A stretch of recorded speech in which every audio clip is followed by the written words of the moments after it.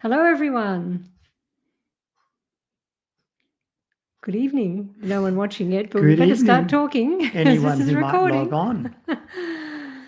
we uh, we did a live stream not that long ago, didn't we? Only about 3 weeks ago. We're getting better with our doing things more regularly. So tonight's topic we thought we'd chat about is eating out. It's something that when I certainly remember. I mean, I've been whole food plant-based for about 15 years now. But I remember in the early days, I felt a real sadness that it was so hard to eat out. You'd get home from work, you'd be tired, it'd be Friday night, and you think, let's go out. And there was just so few places that we could get a decent meal at. And so I really feel for those who are newer in their journey, who are really struggling with this, because it is something that you can feel really sad about, that it is just plain hard. There are not many places around Australia, probably around the world, where you can get a delicious whole food plant-based meal cooked by other people. There are just a few places, but there's not many. So we're just going to really chat between us about how we manage this, the steps we go to and when we compromise. But welcome anyone to type comments in the chat. We're streaming to both Facebook and YouTube. And so, you might only see comments or questions that are in one or the other of those chat environments. But we'll try and get to answer any questions that were asked in this sort of next half hour or so that we plan to be chatting. Do you want to kick off eating out? Yeah, I might start off with, why are we eating out? I mean, Jenny mentioned one reason is that, you just feel like you've cooked every dinner for the last, several weeks, and you'd love to have someone else cook the meal and not have the dishes left over afterwards. It might be a special occasion, some sort of birthday, anniversary or something, but often for social reasons. That's most often we eat out because we're socialising with other people, um, and that can be somewhat awkward. Um, but there are strategies that we can use to, make it a bit easier. And so when we know we're going out, usually because someone else is suggesting that we meet somewhere, the first strategy is to find out what you can about the place you're going to, and can you find a menu online? Can you call them up? Can you sort of run it past them that you have some special dietary needs? And of course, what are our special dietary needs? How do you ask for something at a restaurant?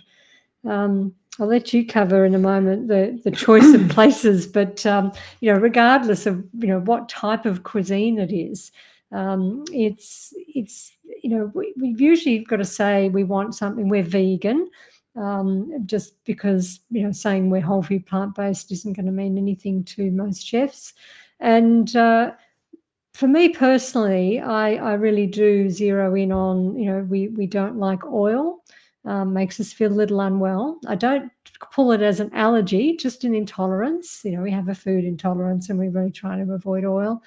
But it's also navigating getting the food that you want to eat. So it's a real challenge. Mm, mm, mm. I guess I make it about me, like and that's good for the other people if they're sort of friends and family. Like I don't want them to feel bad about the thing that they're eating that I would never eat. So I make the whole issue about me. Often with family and friends, you can have some input to the which restaurant or what type of restaurant you choose. Um, if I'm going out with family members who are not plant based, I'll often choose a restaurant that might cater for them. Although probably there are a lot of people nowadays, especially the younger people, are quite happy to eat, a plant-based meal on Mm. occasions. Meat is not an essential part of everyone's meal. Um, And having said that, we tend to one of the if we were in another city recently with family, and we said, are there any Thai restaurants? We seem to find they're about the easiest to get a meal that's going to suit everyone. And there's not a huge history of pouring oil into everything in Thai cuisine. So that's sort of probably our first choice. and we've had some success with Vietnamese restaurants in a couple of places as well. I guess, with the whole "it's about me" thing, I present it as, sort of apologetic about being difficult. I've got some food intolerances, and restaurants usually quite happy to cater for you until you say it's oil, which is the universal ingredient. But then I present it to them. I say, well, look, I've got a food intolerance. I've been looking at things on the menu, and I think you'd be able to cater for me. I've never said that, but I just thought of it then. Have food intolerance to oil. All cooking oils, olive oil. I said it's not like a peanut allergy. Like it's, I don't sort of, won't go into shock if there's a quarter of a teaspoon, but if there's a whole spoonful, it's likely to make me feel sick.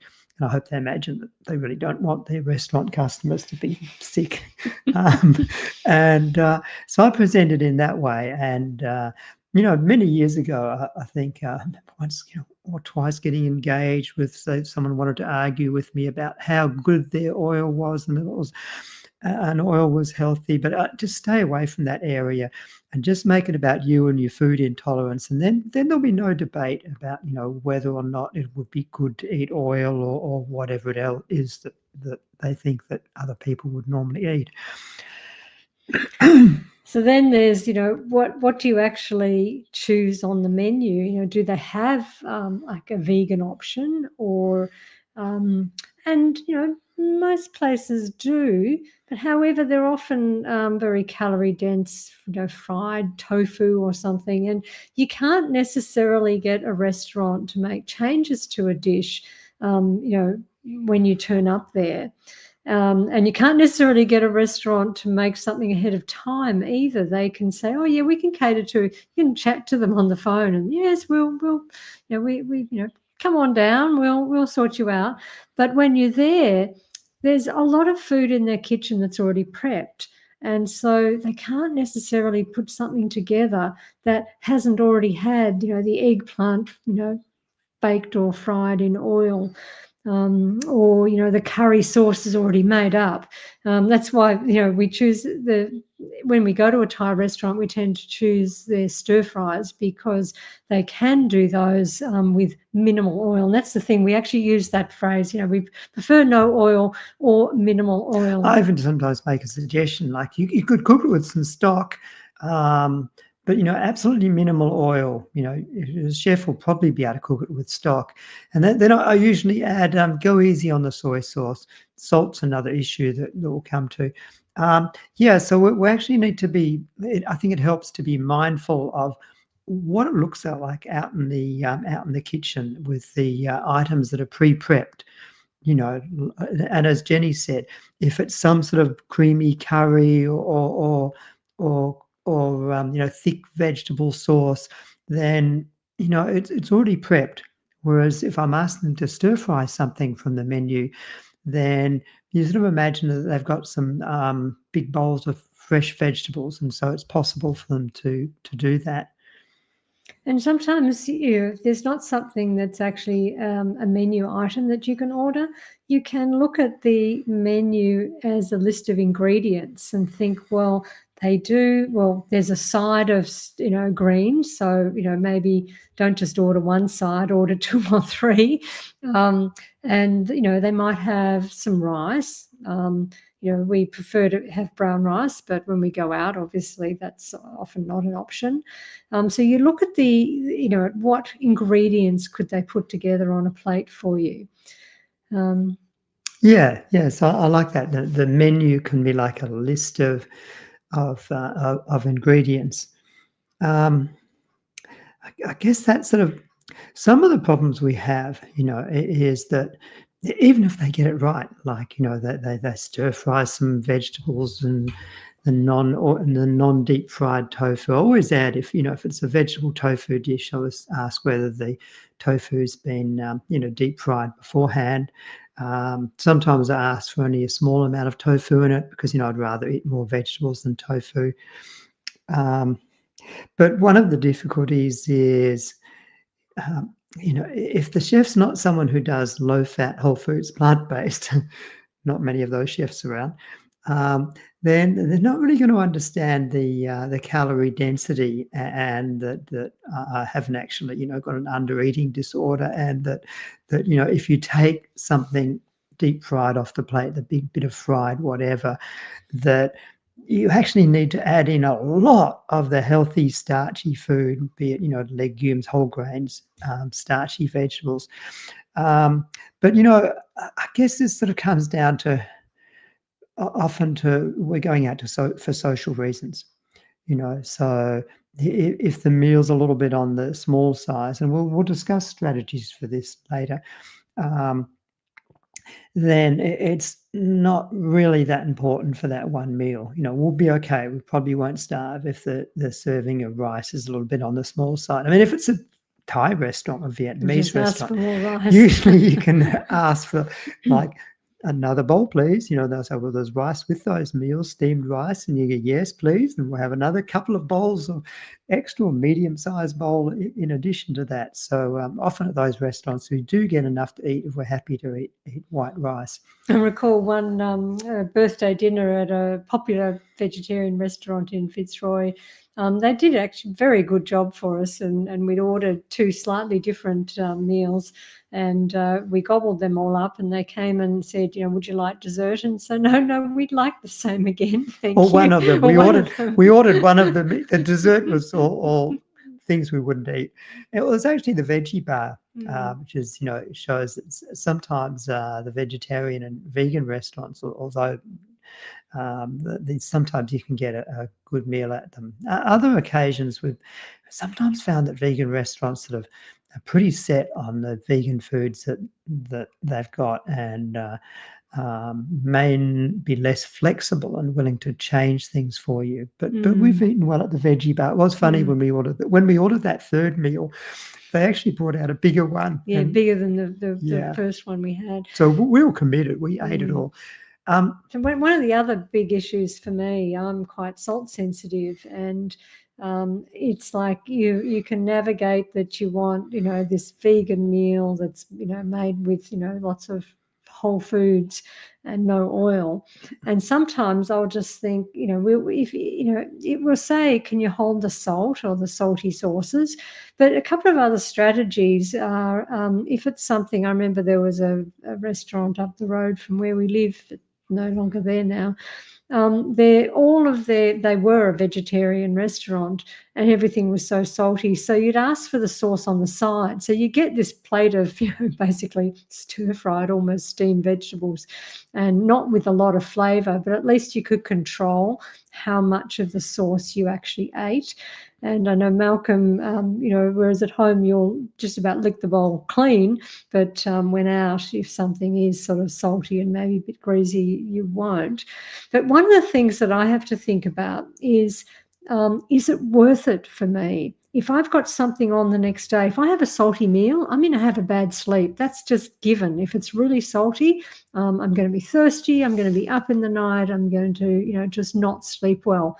And sometimes I don't mind that. I think I want to be out, and I can recall a sort of a family lunch some time ago where I actually made that decision. I just thought, I'm just going to eat what comes. I'm not going to make a fuss because all I'm doing the next day is flying back to Melbourne, and it doesn't matter if I don't have a good sleep. So it's actually dealing with the compromises that you might need to make if you've been eating high adherence, whole food, plant-based. And sometimes people say, oh, well, why don't it won't hurt for you to eat whatever it is.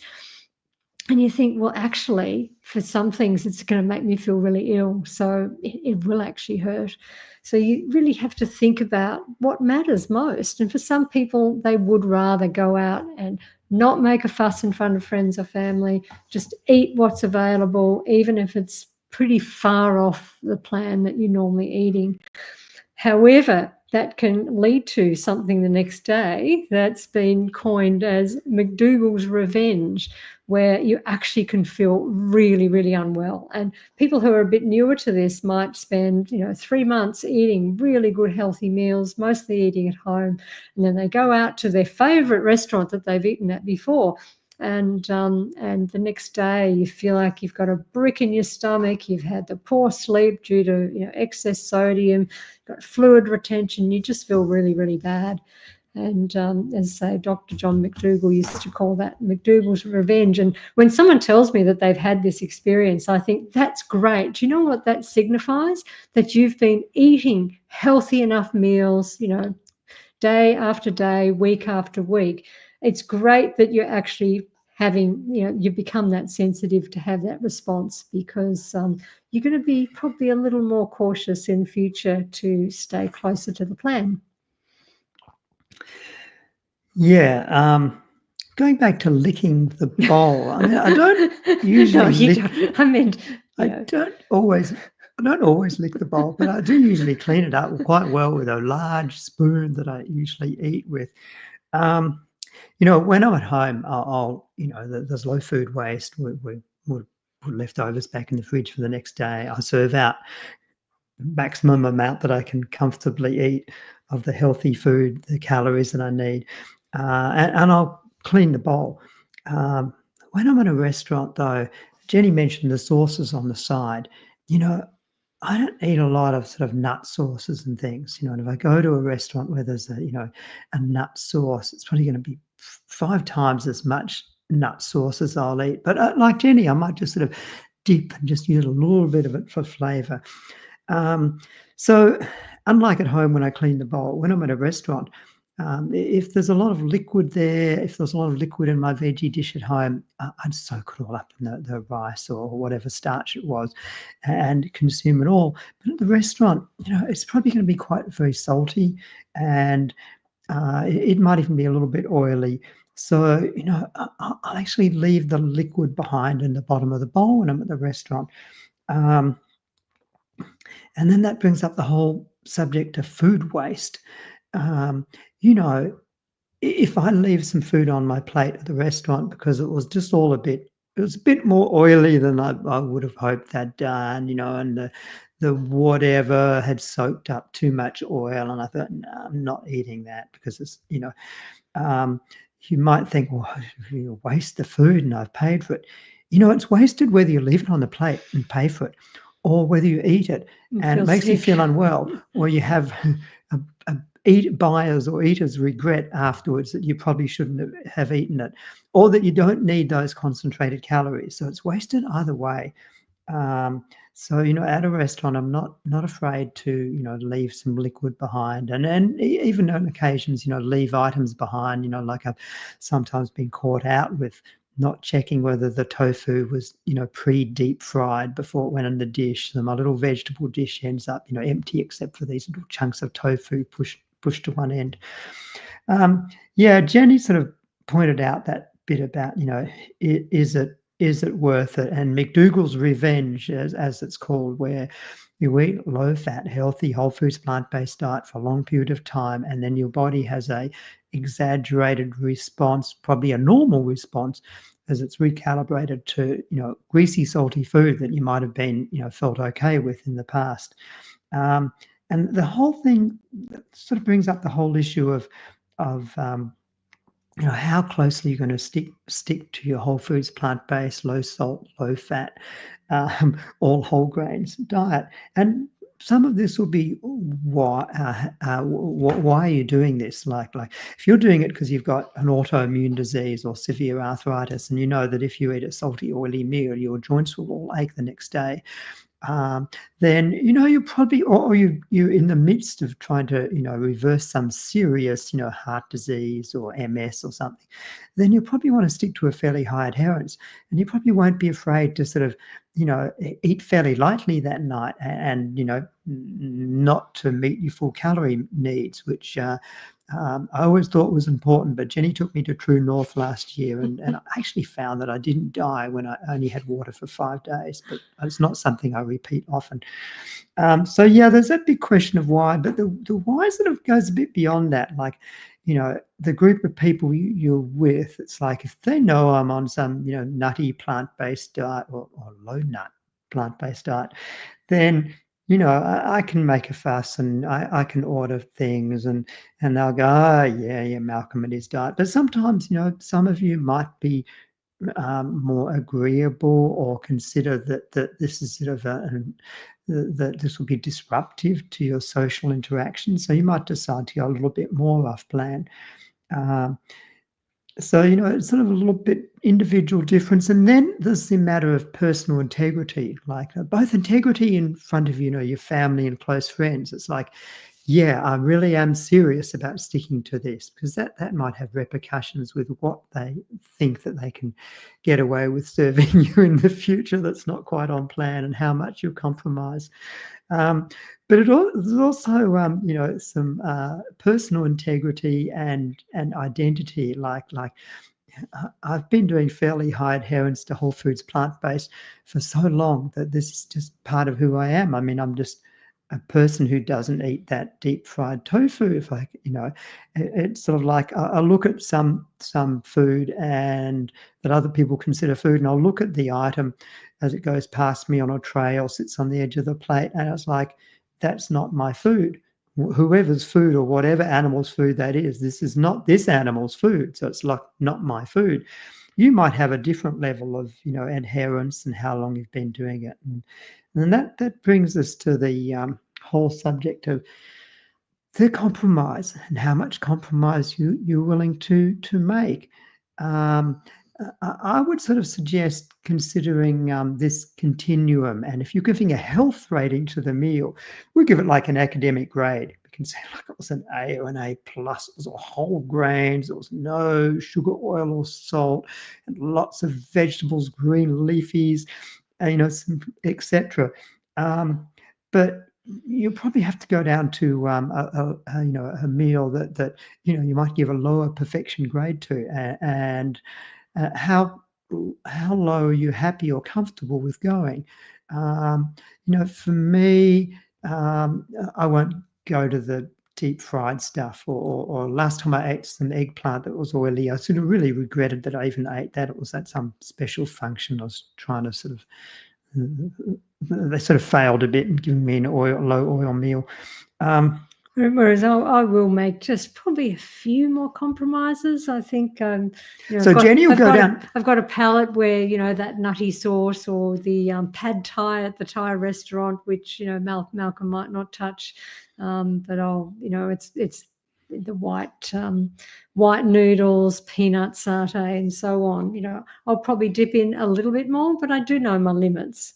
Yeah, I noticed that with the airline meals, the vegan airline meals, that I'll use my carry-on, my chunk of roast sweet potato I bought on board, and have a little bit of the oily, salty vegetable dish as a sauce. This one will often eat a lot. So yeah. I mean, I compromise at restaurants, but how far I'm willing to go down the scale. I'm not happy about eating anything that's particularly oily, because I just don't like it, and it doesn't agree with me. But I'm willing to eat white pasta. I'm willing to eat steamed white rice. So that's sort of, for me, that's how far off plan I'm willing to go. And back to why we go out and things like. Well, it's also one thing we haven't really talked about is that we're talking really about going out to restaurants, cafes, and so on. And there are, like, if it's a lunch. there's the option of just not being very hungry and ordering something really light. I'll often go for a bowl, and you're usually saying, well, you've got rice in the bowl, you've got some salad in the bowl, but hold the dressing. What else have you got that I can make this a bit interesting? Maybe a little bit of a fermented food thing, or just something, a bit of avocado. Whereas I think that sort of putting a bowl together, Malcolm wouldn't even like anyway. But there's also eating, going out to friends' places. That's a real challenge. And I think one of the things that we notice over time is that there's, friends who are not whole food plant-based. You don't often get an invitation. But if you do, it's, the easiest thing is to say, look, let me bring something that I can share. And you'll make something that, has a fair bit of substance to it, like some starches, whether it's, the whole grain, or a potato dish, something that's actually, if there's nothing else you can eat at that particular meal, that you can get something. But Malcolm made the point about, you won't die if you fast for a little while. Sometimes when we're going out, you can just think, well, I'm just not going to get anything decent to eat, and I'm not going to look for it. So I'll eat a fair bit before I go. And I was actually out this afternoon at a function, and I didn't even try and say to anyone who was organising it that, I eat this way. I just thought, well, I'll have lunch and then I'll go to this thing. And I picked on a few carrot sticks and celery sticks, and then I went home and I was hungry and ate some more food. So you can just not eat much. And sometimes people don't actually notice that you're not really eating. You can just order that salad, on the menu, or just pick at, if it's at someone's, buffet, you can just pick at it and not eat very much. So these are some of the things that we do. Yeah, I think considering that most of the population's overweight and a lot of them are always on some sort of, dietary weight loss thing, it's probably not seen as unusual in our culture to not have a voracious appetite and eat more of all of, feel that you have to eat all of Nonna's dishes completely. I think we've always come back to why are we going out, and that was nice that when we were on holidays back in February at that little fancy Japanese restaurant, and there was a little bit of oil in it, and it was a bit salty, and the rice was white, but there were about 8 different dishes, and it was a special night out for the two of us. But we always have to consider it's usually we're going out for social reasons, and it would be great because we're to always be thinking I'm going out for social reasons, and you get such a delicious meal, but often I could whip up something tastier and more delicious at home in my kitchen pretty quickly. So I guess that comes into it. Actually, and you mentioned the travel, and when you travel, particularly if you're traveling overseas, you're often in situations where you have to eat out. Oh, that's another reason for eating out. And we have our. One of the first things we do wherever we're going in the world is that we book accommodation where we can that has a kitchenette and or at the very least a microwave. If we're traveling in the US or even in Canada, we book a place that's not too far, for either a short Uber ride or walking distance to a Whole Foods market, where we know we can at least plate up some ingredients and maybe just eat it there, take it back to the hotel, warm it up later. Just some basics. You can usually get brown rice and a whole lot of different sort of salad ingredients and some edamame, and put together a bit of a meal. So yeah, traveling is quite a challenge. And again, a lot of people think, well, while I'm traveling, I want to taste the cuisines of the countries that I'm in. And I really get that. But for us to stay on track, we pretty much have to be getting to a place, rushing off to the nearest supermarket and making do with putting something together with whatever kitchen facilities we've got. It can be quite hard work. Yeah. The Japanese restaurant I talked about was at a ski resort we went to earlier in the year, and otherwise, every night we cooked our own meal. I'd just like to take it back to, eating out at restaurants. One strategy is to if you're really sort of fairly confident you won't get enough to eat, and you've looked at the menu or whatever, and you're going out for social reasons, one strategy is to preload. A term that I've heard from younger people when they go out to nightclubs where the drinks are expensive, so they drink before they go out. It is to eat a potato, eat a piece of corn, eat Have some some food, leftovers. have some leftovers before you go out to the restaurant. And then this has a second benefit too, in that when you get there, and by the time you get there, and by the time the menu comes out, by the time you make the order and they bring the food there, you're not starving. So you're not starving hungry. So you're probably going to be making better decisions. So that's another. And if you're going to a catered function, then you can actually do some BYO. Now, this probably wouldn't work at, the restaurant with, 12 people at some special fancy restaurant with a waiter hanging over. Does Sir want some more? But when you go to a larger catered function, you can do BYO. I've often done that where I've had potatoes in a Ziploc bag. I've had baked potatoes in a jacket, hopefully still warm from being baked that afternoon, in the pocket of my nice jacket. And when no one's really looking, it's like plonk the baked potato out onto the plate among the vegetables and things. So that is possible to do a little bit of BYO like that in the right sort of setting, or little potato wedges. One place we went to, it sort of was plant-based, but the caterers didn't understand how much air fried potato wedges our sort of people ate, and so people, other people with us tended to be a bit hungry, but we were able to add to our plates with our extra ones we'd brought with us. So we'll move back to the travel now. Well, we've been going for half an hour already, so we'll probably wind it up soon. Actually, I was just going to flag, if anyone wants to ask us any questions, please do in the comments, because we'll get to them. Yeah. Yeah, as Jenny said, travel, it'd be nice to be all catered for. And if you go for a National Health Association cruise or land-based holiday, there's a US-based group, they will cater with totally SOS-free, whole foods, plant-based. We had the pleasure of going on one of those trips, or some, if you can find a sort of whole food, plant-based sort of health conference, nutrition conference, you might get catered for. Otherwise, as Jenny said, we have strategies like at least have a kitchenette, or sometimes you can ask a large hotel for a microwave. They often have a bar fridge. I actually have a little kit too that I take with me, and it's pretty fancy. It has a lot of different things in it. Like I tend to carry a little plastic knife and fork set, but also a real spoon and a teaspoon that might not be carry on, and a knife in a plastic cover, a kitchen knife that's definitely not carry on. And my little kit will have a potato peeler, maybe a little lemon juicer.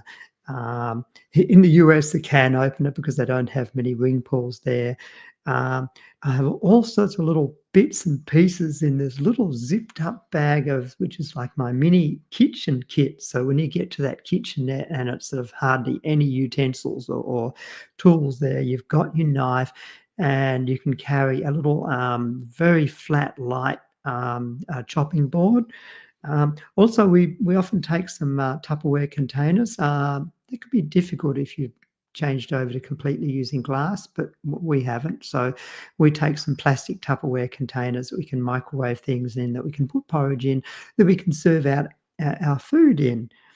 We also found it's very useful. We were somewhere a while ago where we needed a couple of plastic containers, for leftovers, and we got this sort of little set of things that were quite reasonable quality, and we found they were marvellous for planning for when you got a day of travel. will often, cook up pasta, have a bit of a sauce, and then fill up these. They're like little, in which we could throw away if we had to. But you wouldn't handy have to cooked take. in them, but they're better than some of the little rectangular takeaway food containers. A better quality version of that.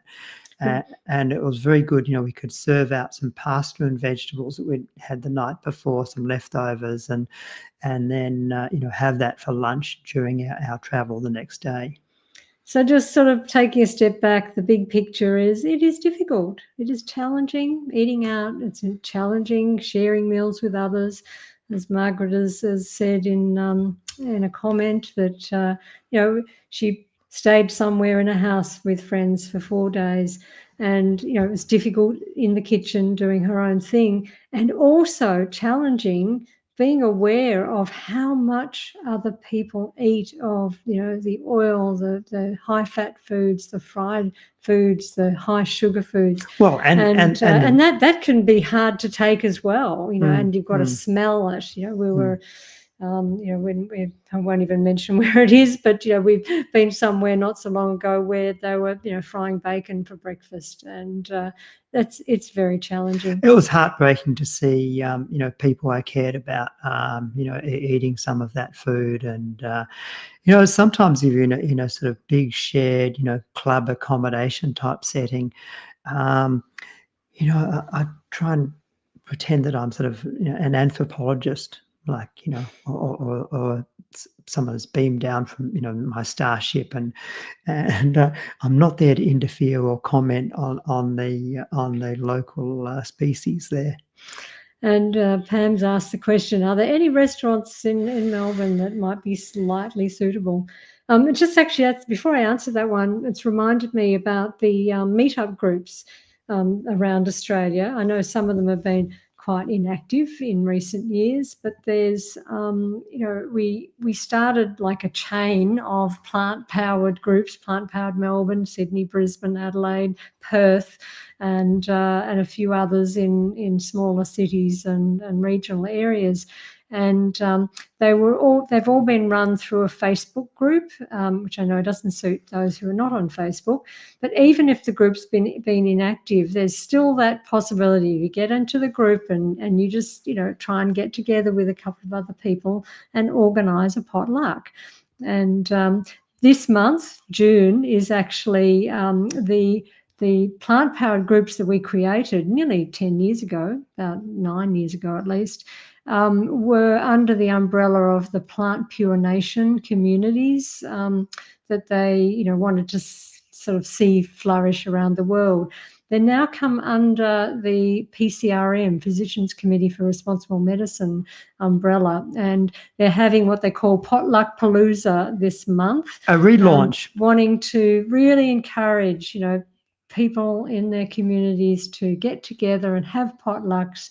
Where Plant-Powered Melbourne, we meet about every 6 to 8 weeks, and we've got one on in the middle of June, 15th of June. So does Brisbane. They're having a potluck morning tea.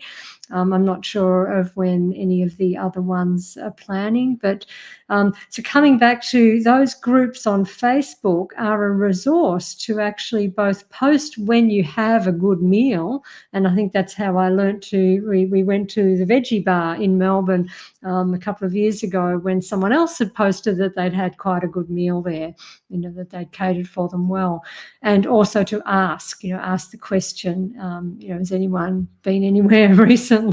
So there's not many restaurants around. As I say, I find sometimes you can scratch together a lunch a little bit better from places like a cafe that will do a bowl, but for a nice evening meal, it's difficult. But yeah, we mentioned earlier, Pam, that we've been to the Veggie Bar a couple of times and had a reasonable fee there.